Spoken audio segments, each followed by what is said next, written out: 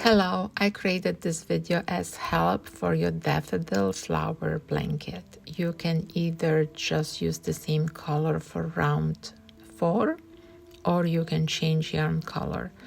So this is how I change yarn color. I finish my round, pick up new color yarn and pull that old color yarn all the way down. Make one chain and pull down. Now I can just make a knot. I will hide those tails later and I can start my round.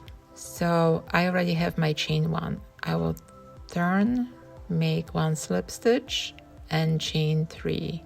Turn your work. We're making only 1 double crochet stitch and now we're skipping 1 and we're making front post double crochet stitch.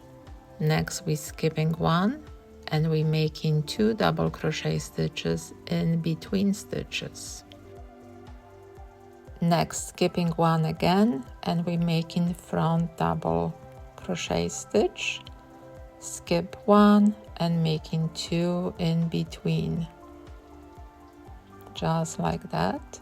Skipping 1 again and we're making front post double crochet stitch and skipping 1 and we're making 2 double crochet stitches, chain 2 and 2 double crochet stitches in the same corner chain space. You will repeat this all around. So we always start with half of the corner.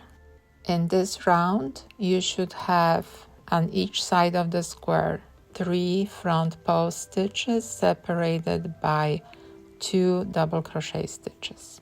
I hope this was helpful. See you next time.